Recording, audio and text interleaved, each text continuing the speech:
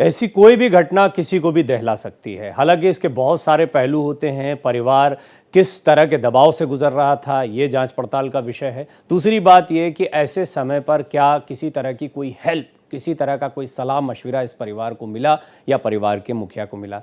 देखिए, हम देख पा रहे हैं कि इसमें कुछ मासूम भी हैं। एक ही परिवार के 7 लोग हैं और जिस तरह चश्मदीदों ने बयां किया है, ये बात साफ है कि प्लान्ड तरीके से इन लोगों ने ये आत्महत्या की। 7 लोगों की सामूहिक आत्महत्या से हर कोई दहल गया है। हरियाणा के पंचकुला की घटना है। सेक्टर 27 में कार में आत्महत्या की है। प्रवीण मित्तल इस परिवार के मुखिया का नाम है और 15 से 20 करोड़ रुपए का कर्ज था। हिमाचल प्रदेश में स्क्रैप फैक्ट्री बैंक ने जब्त कर ली थी और 5 साल तक देहरादून में प्रवीण मित्तल रहा। बैंक ने फैक्ट्री, 2 फ्लैट और वाहन जब्त कर लिए थे। टैक्सी चलाकर खर्च चलाता था प्रवीण मित्तल, क्योंकि आपके जहन में ये सवाल आ सकता है कि एक टैक्सी चलाने वाले के ऊपर 20 करोड़ का कर्ज कैसे हो गया था। तो इसकी एक पुराना इतिहास भी है और जाहिर तौर पर ऐसे कुछ 2-3 पहलू सामने आते हैं जो बताते हैं कि आप अपने जीवन में यदि संघर्ष करते हुए कुछ ऐसे कार्य कर रहे हैं, जैसे कि टैक्सी चलाकर अपना खर्च चला रहा था प्रवीण मित्तल, तो वो टूट गया होगा अंदर से। कर्ज नहीं चुकाने पर जान से मारने की धमकियां मिल रही थी। ये क्रिमिनल एक एस्पेक्ट है इस पूरी घटना का। तो इसकी जांच पड़ताल होगी और पुलिस इसकी जांच पड़ताल में जुटी हुई है कि इस पूरे मामले में क्या किसी तरह की कोई धमकी दी गई थी प्रवीण मित्तल को, किसी वजह से वो डरा हुआ था। क्योंकि यदि वो उसको धमकी दी गई थी, उसने डर की वजह से ये कदम उठाया है अपने परिवार के साथ, तो फिर ये एक इसमें कई और चेहरे हैं जो सामने आ सकते हैं। फिलहाल जो जानकारी है उसमें कर्ज न चुकाना एक बड़ी वजह माना जा रहा है। करीब 20 करोड़ का कर्ज था इस शख्स पर और हाल फिलहाल में ये टैक्सी चलाकर अपनी ज़िंदगी गुजार रहा था। चश्मदीदों को आपने सुना, उन्होंने स्पष्ट तौर पर बताया कि जब इन्होंने गाड़ी लगा रखी थी और जब गाड़ी को चेक करने के लिए वहाँ पर लोग पहुँचे तो उन्होंने कहा हम सब आराम कर रहे हैं, पास ही में एक बाबा की कथा चल रही है, वो कथा सुनने के लिए आए हैं।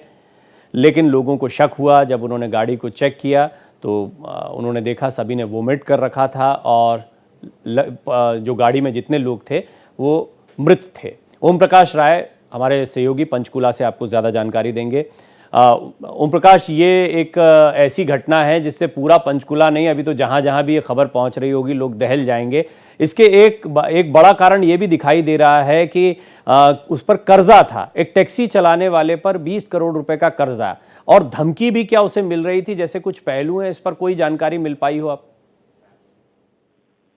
देखिए, फिलहाल पंचकुला पुलिस इसकी जांच कर रही है और अभी पूरी ब्रीफिंग जो है पंचकुला पुलिस के द्वारा नहीं दी गई है। कल ये बात सामने आई थी सुबह की सुसाइड नोट का मिला है उस गाड़ी में और सेक्टर 27 में ये जहाँ पे ये गाड़ी बरामद की गई और लोगों ने 112 पे कॉल करके पुलिस को बुलाया कि भाई ऐसी घटना यहाँ पे घटी हुई और पुलिस वहाँ आकर उनको सेक्टर 6 पंचकुला सिविल अस्पताल में ले जाके भर्ती कराई।